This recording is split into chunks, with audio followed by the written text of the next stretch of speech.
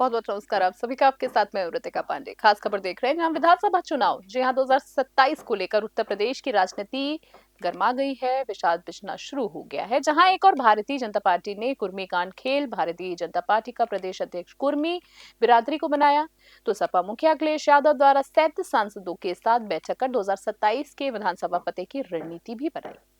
विपक्ष द्वारा सपा मुखिया के अयोध्या भवन श्री राम के दर्शन को लेकर आदि मुद्दों पर हमारे वरिष्ठ संवाददाता जी है एसएन यादव ने समाजवादी पार्टी के वरिष्ठ नेता अमिताभ पांडे से खास बातचीत की। आइए आपको भी सुनाते हैं हमारे वरिष्ठ संवाददाता एसएन यादव ने उनसे किन मुद्दों पर क्या कुछ बातचीत की है।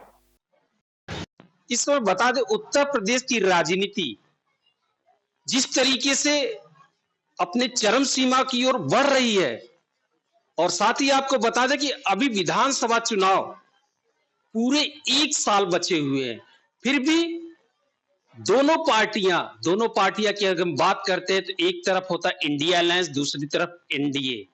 और जो इंडिया अलायंस के प्रमुख घटक समाजवादी पार्टी और एनडीए की भारतीय जनता पार्टी, दोनों अपने अपने कमर कसे हुए। जिस तरह से उत्तर प्रदेश में भारतीय जनता पार्टी ने प्रदेश अध्यक्ष के लिए एक कुर्मी कार्ड खेला है, और वही राष्ट्रीय अध्यक्ष की जिस तरीके से ताजपोशी की, उसी दिन सपा सुप्रीमो अखिलेश यादव ने अपने 37 सांसदों की एक बैठक बुलाई 2027 की रणनीति को तैयार करने के लिए। और सपा सांसद ने उस रणनीति के बाद यह कहते नजर आए कि ये 37-27 जिताएंगे। तो इस समय हमारे साथ मौजूद है मिर्जापुर में समाजवादी पार्टी के वरिष्ठ नेता अमिताभ पांडे जी।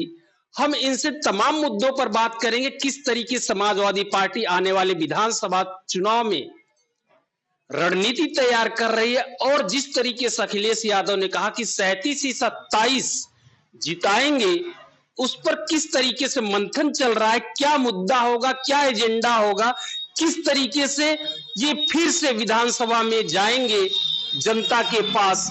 क्योंकि यदि हम बात करते हैं 2022 की, तो 2017 की कंपैरिजन में इन्हें बढ़त मिली थी। जहां तक कि बीजेपी का आरोप जो था कि समाजवादी पार्टी जनता को बरगला रही है, भड़का रही है। अब तमाम मुद्दे उनके साथ है, आइए बात करते हैं इन सभी मुद्दों पर। जी बहुत बहुत स्वागत है आपका चैनल में। नमस्कार जी अमिताभ जी, जिस तरीके से आपके सपा सुप्रीमो ने बैठक बुलाई 37 सांसदों की, और उन्होंने कहा कि 37 ही 27 का बेड़ा पार करेंगे, क्या है सिर्फ ये 37 सांसद ही? मतलब कहने का मतलब जो इंडिया अलायंस है तो उसमें और घटक दल है, लेकिन अखिलेश जी ने जो कहा कि 37 सांसद 27 का बेड़ा पार लगाएंगे, तो क्या है? पहले ये बताइए, क्या गठबंधन का कुछ अंदर खाने कुछ चल रहा है क्या? नहीं, गठबंधन तो हमारा इंडिया अलायंस का है ही है, और हम सब मिल करके चुनाव लड़ेंगे। जहां तक 37 सांसद का विषय है, हम लोग का इंटरनल स्तर पे संगठन और जो जनप्रतिनिधि हैं, इनके बीच में बैठकें निरंतर हो रहे हैं। उसी क्रम में 27 वर्सेस 2027 का विषय आया है। तो 2027 फतेह करने के लिए 27 सांसदों की जिम्मेदारी मिली है कि आप लोग अपने अपने पार्लियामेंट क्षेत्र में दौरा करिए और हर प्रकार के लोगों से संवाद स्थापित करके और 100% परफॉर्मेंस आप दीजिए। ये संकल्प को दोहराने के लिए सब लोग इकट्ठे हुए थे, और मुझे पूरा भरोसा है कि 2027 में 37 सांसद जो निर्वाचित हैं, इनके अतिरिक्त जो हमारे सेकंड फाइटर रहे हैं उत्तर प्रदेश में, क्योंकि 80 सीटें हैं जी। तो वो सब मिल करके जब एक 100% परफॉर्मेंस देंगे तो निश्चित रूप से एब्सोल्यूट मेजॉरिटी से हमारी सरकार उत्तर प्रदेश में बनने जा रही है 2027।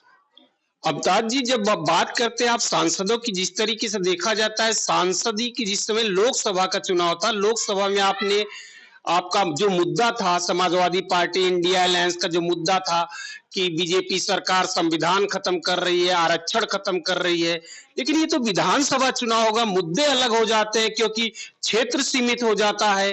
तो किस तरीके से, क्या आप उन सांसदों के ऊपर ही पूरी विधानसभा की ये चुनाव निर्भर होगा, कि और कुछ है जो रणनीति आप खुल के नहीं अखिलेश यादव ने बताया?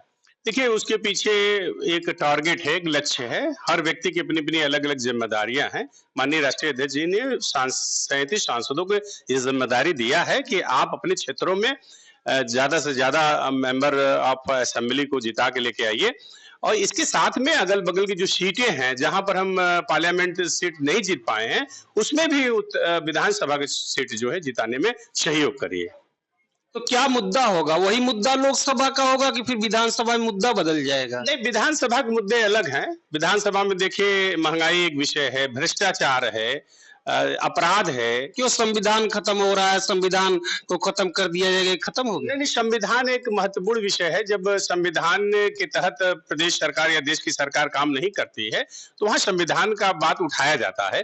क्योंकि जब कानूनी ढंग से कोई सरकार काम नहीं करती है और बार-बार हाई कोर्ट और सुप्रीम कोर्ट फटकार लगाती है प्रदेश सरकारों को, बीजेपी की प्रदेश सरकारों को, तो उसमें ये विषय आता है कि संविधान को ताक पर रख करके जो है, जो काम हो रहा है डॉक्टर भीमराव अम्बेडकर साहब के उसमें जो है, जो संविधान का निर्माण, उनकी मंशा क्या था कि दबे कुचले समाज के लोगों को न्याय दिलाया जाए, पिछड़े तबके के लोगों को न्याय दिलाया जाए।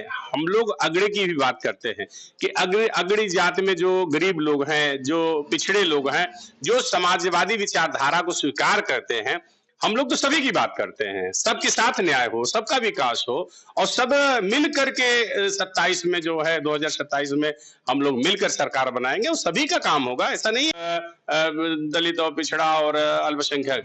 पीडीए में तो हमारे अपर कास्ट के बंदे आते हैं जो समाजवादी विचारधारा को स्वीकार करते हैं। तो भारतीय जनता पार्टी तो ये कहती है कि समाजवादी पार्टी जो है कि पीडीए का अलग अलग तरीके से परिभाषित करती, लेकिन उन्होंने जब पीडीए का परिभाषा कहा कि परिवार डेवलपमेंट एजेंसी कह रहे हैं। देखिए, वो परिवार डेवलपमेंट एजेंसी कह सकते हैं। बीजेपी में तो सच्चाई है कि अभी से उन्होंने तैयारी शुरू कर दिया। हमारे पीडीए का नकल वो शुरू कर दिए और पिछड़ी जात के उन्होंने अध्यक्ष को बनाया उत्तर प्रदेश में। तो आप डर गए? नहीं, हम काहे के लिए डरेंगे। हम इनके यहाँ ये हुआ कि देखिए अभी ब्राह्मण समाज के विधायकों ने बैठक किया, इन्होंने कहा कि नहीं, ये जाति आधारित बैठकें होगी तो हम इस पर कार्रवाई करेंगे। जबकि जाति आधारित वाली जो पार्टियां हैं, चाहे राजभर की पार्टी हो, चाहे निषाद की पार्टी हो, चाहे अपना दल हो, ये सब जातिवादी आधारित तो है और ये सब मिलकर के भारतीय जनता पार्टी सपोर्ट दे रहे, कर रहे हैं और बढ़िया हलवा पूड़ी खा रहे हैं और सब फिट है, 100% सही चल रहा है इनके हिसाब से। तो क्या ऐसा लगता है कि जो जिस तरीके से आपने एक बार तो कहा पीडीए पंचायत आप लोगों ने किया, पीडीए पाठशाला चलाई, फिर आपका पीडीए पाठशाला बंद हुआ, उसके बाद आपने पीडीए प्रहरी की बात करी और अब आपके जो सपा सुप्रीमो अखिलेश यादव ने पीडीए पंचांग लागू किया है। हालांकि मनोज तिवारी ने यहाँ तक कह दिया कि आपका जो पीडीए पंचांग है वो पाकिस्तान का है। भाई, मनोज तिवारी जी भी कभी समाजवादी पार्टी से चुनाव लड़ चुके हैं और वो कुछ भी कह सकते हैं, लेकिन मेरा अपना मानना है कि पीडीए पंचायत हो, चाहे पीडीए पंचांग हो, चाहे पीडीए प्रहरी हो, हमारा लक्ष्य ये है कि आम लोगों को, आम जनता को समाजवादी पार्टी से पहला लक्ष्य है जोड़ना। हम हिंदू मुसलमान की बात नहीं करते हैं, हम जात पात की भी बात नहीं करते हैं, हम मंदिर मस्जिद की भी बात नहीं करते हैं। हम जुड़ने वाले कार्यक्रम को संचालित कर रहे हैं। सबको, जो बीजेपी से छूटे हुए लोग हैं, जो बीजेपी से दुखित है, जो बीजेपी के शासन से दुखित हैं, प्रताड़ित किए जा रहे हैं, उनके मकान गिरा दिए जा रहे हैं, बुलडोजर चला दिए जा रहे हैं, उन तमाम जो है मतदाताओं को, नागरिकों को समाजवादी पार्टी से जोड़ करके एक मजबूत पार्टी, समाजवादी पार्टी बना करके भारतीय जनता पार्टी के सामने 2027 में एक मजबूत विकल्प दिया जा रहा है माननीय राष्ट्रीय अध्यक्ष जी के नेतृत्व में। और उसमें हर व्यक्ति की जिम्मेदारी तय होगा, चाहे वो बूथ लेवल का कार्यकर्ता हो, चाहे ग्राम स्तर का कार्यकर्ता हो, चाहे वार्ड स्तर का कार्यकर्ता हो, वो सब मिल करके भारतीय जनता पार्टी के ताबूत में कील ठोकने का काम करेंगे। अमिताभ जी, एक अंतिम प्रश्न है। आप लोगों को लगता है कि बुरा लगता है, अभी तक सपा सुप्रीमो अखिलेश यादव अयोध्या दर्शन करने नहीं गए भगवान श्री राम को, क्या कहेंगे आप? देखिए, बहुत ही महत्वपूर्ण विषय है। हमारे मन में भगवान है, हमारे दिल में भगवान है, हमारे कार्यालय में भगवान है और अगर किसी को नहीं दिखाई पड़ रहा है, जाइए समाजवादी पार्टी के उत्तर प्रदेश के कार्यालय पर देखिए, हर कक्ष में, हर हॉल में भगवान श्री कृष्ण जी का, राधा जी का आपको तस्वीर दिखाई पड़ेगा, मूर्ति दिखाई पड़ेगा। तो हमारे कथनी और करनी में कोई अंतर नहीं है। यहां तक कि आप जाइए जहां पर हमारे माननीय राष्ट्रीय अध्यक्ष जी का निवास स्थान है, वहां बड़े से बड़े मंदिर जो है बनवाए जा रहे हैं, हमारे इसी राष्ट्रीय अध्यक्ष जी के नेतृत्व में बन रहे हैं। हजारों हजार करोड़ रुपया जो है इकट्ठा करके, चाहे वो चंदा लेके, चाहे किसी भी तरीके से मंदिर बना है। लेकिन हम लोग मंदिर जो के नाम पर ढिढोरा नहीं पीटते हैं। भगवान में आस्था हमारे राष्ट्रीय अध्यक्ष जी का है, हम सभी का है। मैं स्वयं में भी जो है एक मंदिर का पुजारी हूँ, श्री रामदेश्वर महादेव मंदिर का पुजारी हूँ। 3 घंटा जब तक पूजा न कर लो, दूसरा कोई काम नहीं है अमिताभ पांडे के लिए भी। हम लोग, ऐसा नहीं है कि समाजवादी पार्टी में सब नास्तिक हैं और पाकिस्तानी परस्त हैं। ये तो बीजेपी वाले हम लोग को जो है गंदा बताते हैं, जबकि इनकी पार्टी के एक एक नेता जो है गंदगी के दलदल में फंसे हुए हैं और दिखाई पड़ता है। अश्लीलता से लेकर के, भ्रष्टाचार से लेकर के, अन्याय अत्याचार के सारे सबूत और साक्ष्य भारतीय जनता पार्टी में आपको मिलेंगे, बशर्ते आप टटोलिए। हम किसी का नाम नहीं ले रहे हैं। आप अगर खोजेंगे एक तो 1000 मिलेंगे। भाई कहते हैं ना, जिसके घर शीशे के होते हैं वो पत्थर नहीं फेंकते हैं, और ये लोग पत्थर फेंकने का काम कर रहे हैं। सबसे अच्छा उत्तर प्रदेश में अगर कोई पार्टी है तो समाजवादी पार्टी है, निर्मल पार्टी है। हमारे नेतृत्व बहुत साफ सुथरा है और साफ सुथरे तरीके से वो काम करते हैं। आरोप कुछ भी किसी पे लगा दीजिए, हम बुलडोजर की पार्टी से नहीं करते हैं। हम जियो जीने के देने के सिद्धांत पे चलते हैं। हमारी सरकार जब थी समाजवादी पार्टी के उत्तर प्रदेश में, हर आदमी का काम होता था, हर गरीब दुखिया मजलूम हर वर्ग का काम होता था। लोग भले ही कुछ कहें, लेकिन न्याय का शासन था, कानून का शासन था। दाल मंडी से लेकर के कहां इतने हजार मकान उजाड़ दिए जा रहे हैं। तो वो समाजवादी पार्टी सरकार ऐसे नीति और नियत का और ऐसे आदेशों का जो है समर्थन नहीं करती है। हम विरोध करते हैं।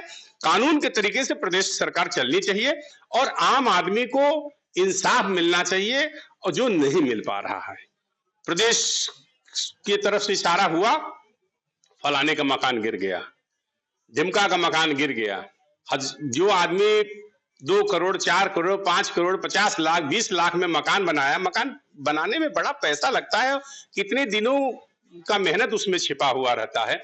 जब मकानें गिरती है तो माँ के आंख से आंसू छलकता रहता है, लेकिन प्रशासनिक व्यवस्था के लोग उसमें जो है जरा सा भी जो है उनको तरस नहीं आती है, आंख तक नम नहीं होता है। जैसे क्रूर, इससे नरम दिल तो हमारे वो थे, क्या कहते हैं, अंग्रेज, जो इस देश पर सैकड़ों साल तक हुकूमत किए हैं, लेकिन उनसे भी खतरनाक सरकार बीजेपी की चल रही है। भाई साहब यादव जी, इससे ज्यादा मैं शुक्रिया आपसे बात करने के लिए। इस तरीके से देखा तो जैसे कहा कि जिसके घर शीशे के बने होते हैं, दूसरे के घर पे पत्थर नहीं फेंका करते। तो आने वाला विधानसभा चुनाव जिस तरीके से सपा अपने रणनीति तैयार कर रही है और बीजेपी पहले से अपने बिसात बिछाए हुए है कि वह फिर तीसरी बार हैट्रिक कैसे मारेगी, और समाजवादी पार्टी 10 वर्ष का वनवास झेलने के बाद कैसे सरकार में आएगा, ये तो आने वाला विधानसभा चुनाव उनके मुद्दे और जनता का समर्थन बताएगा।